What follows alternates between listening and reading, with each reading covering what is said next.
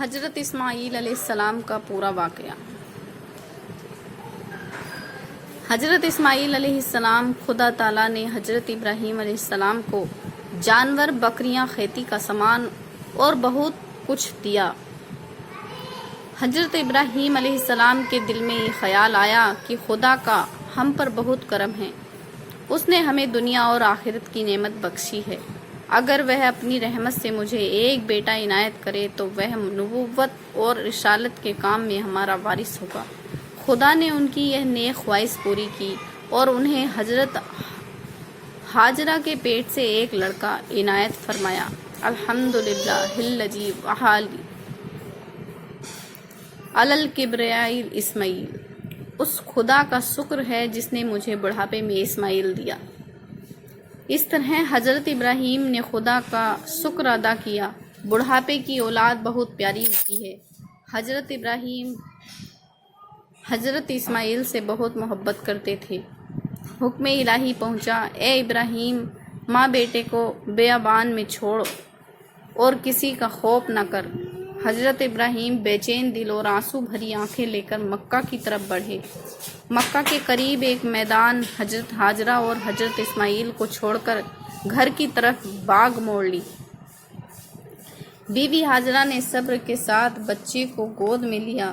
وہ پریشان تھی، میدان خشک اور گرم تھا، وہاں نہ آدم زاد۔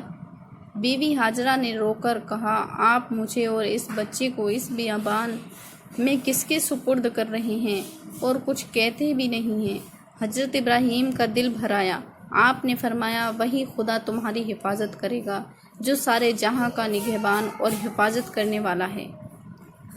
حضرت ہاجرہ بولی، حسبی اللہ وتوکلت واللہ، اللہ میرے لیے کافی ہے، میں نے اللہ ہی پر بھروسہ کیا ہے۔ حضرت ابراہیم نے ملک شام کی راہ لی اور کچھ خرما اور ایک چھانگل پانی انہیں دیا۔ ماں بیٹے پر نظر ڈال کر خدا سے یہ دعا کی، ربنا انی اسکنت من ذریتی بواد غیر ذی زرع عند بیتک المحرم، ہمارے رب، میں نے ایک ایسی گھاٹی میں جو کھیتی کے لائق نہیں اپنی اولاد کا ایک حصہ تیرے عزت والے گھر کے پاس بسا دیا ہے۔ ہمارے رب، تاکہ وہ نماز قائم کرے لیکن لوگوں کے دلوں کو ان کی طرف جھکا دیں اور انہیں پیداوار کی روزی عطا کر، شاید وہ شکر گزار ہوں۔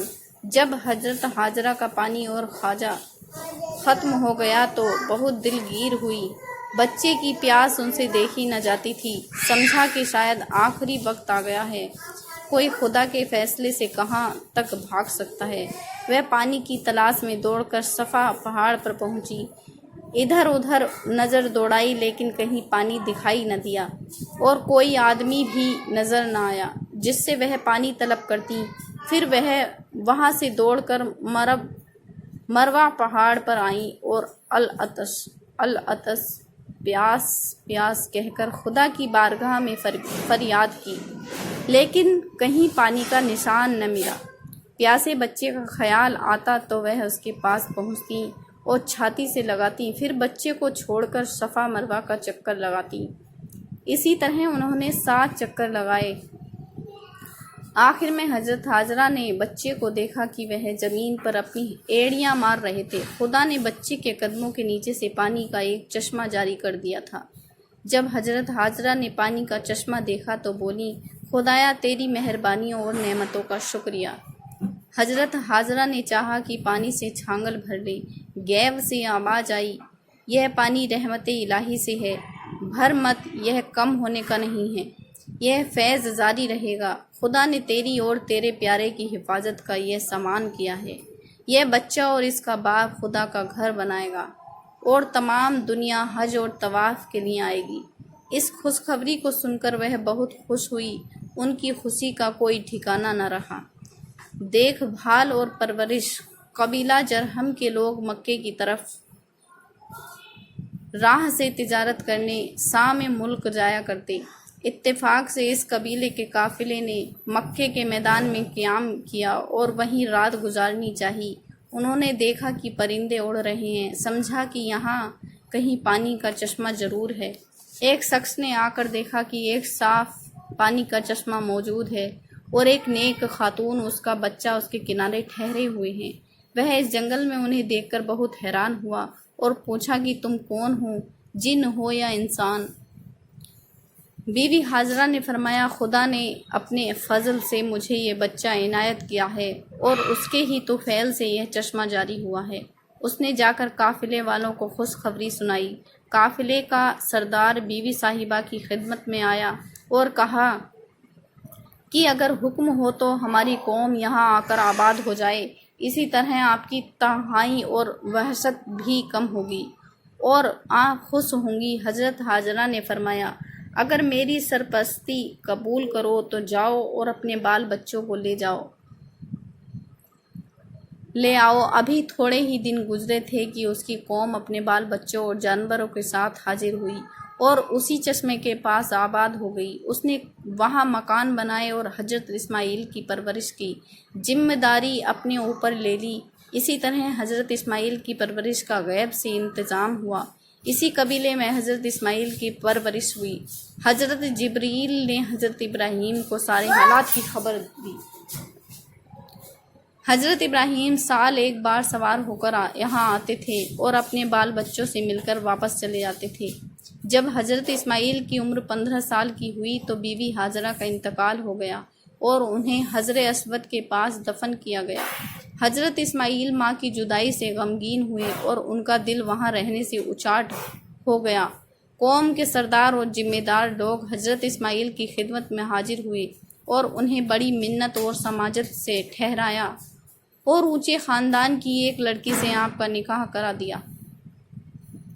حضرت اسماعیل کو شکار کا شوق تھا۔ وہ اکثر جنگل اور پہاڑی میں شکار کے لیے جایا کرتے تھے۔ اتفاق سے ایک روز حضرت ابراہیم مکہ تشریف لائے۔ جب انہیں معلوم ہوا کہ بی بی حاجرہ کا انتقال ہو گیا ہے تو انہیں بڑا غم ہوا۔ گھر پر پہنچے حضرت اسماعیل کی بیوی سے حال پوچھا اور دریافت کیا، اسماعیل کہاں ہیں؟ حضرت اسماعیل کی بیوی حضرت ابراہیم کو پہچان نہ سکی۔ انہوں نے حضرت ابراہیم کی کوئی تعظیم کی۔ حضرت ابراہیم نے فرمایا کہ اسماعیل شکار سے آئے تو میرا سلام کہنا اور میرا یہ پیغام پہنچا دینا کہ تیرے دروازے کی چوکھٹ ٹھیک نہیں ہے اور ہمیں ایسی چوکھٹ پسند نہیں ہے۔ حضرت ابراہیم یہ کہہ کر شام کی طرف روانہ ہوئے۔ حضرت اسماعیل شام کو گھر آئے۔ بیوی نے ان سے سب حال بیان کیا اور حضرت ابراہیم کا پیغام ان تک پہنچایا۔ حضرت اسماعیل نے فرمایا، گھر کی چوکھٹ تو ہی ہے مگر بے ادب اور بے سلیقہ ہے اور میرے بزرگ باپ کو پسند نہیں۔ ان کا اشارہ یہ ہے کہ میں تجھے طلاق دے دوں۔ حضرت اسماعیل نے بیوی سے الگ ہو کر ایک دوسری نیک خاتون سے نکاح کیا۔ حضرت ابراہیم جب دوسری بار مکہ تشریف لائے، اس نیک حضرت کی بڑی تعظیم کی اور کہا، خاتون نے میرا شوہر کے شکار کے لیے باہر گیا ہے، لونڈی آپ کی خدمت میں حاضر ہے۔ جو روٹی تیار تھی ابراہیم کی خدمت میں پیش کی اور جہاں تک بن سکا آپ کی خاطر کی۔ حضرت ابراہیم نے اپنی سواری ہی پر کھایا اور اس بیوی کی خدمت اور خوبی دیکھ کر اسے نیک فال سمجھا۔ چلتے وقت فرمایا، اسماعیل سے کہنا کہ تیرے گھر کا آستانہ بہت مناسب ہے اور ہماری طبیعت بہت خوش ہوئی۔ جب حضرت اسماعیل شکار گاہ سے گھر لوٹے اور اپنی بیوی سے ملے تو بیوی نے انہیں سارے حالات سنائے۔ حضرت اسماعیل نے فرمایا، اے خوش قسمت، وہ میرا باپ تھا اور اس کا اشارہ یہ ہے کہ اس آستانے کو قائم رکھوں اور تجھ کو اپنے سے جدا نہ کروں اور جہاں تک ہو سکے تیری ناز برداری اور غم گساری کروں۔ دوستوں، آپ کو ہماری یہ کہانی کیسی لگی؟ اسے لائک اور کمنٹ ضرور کرنا۔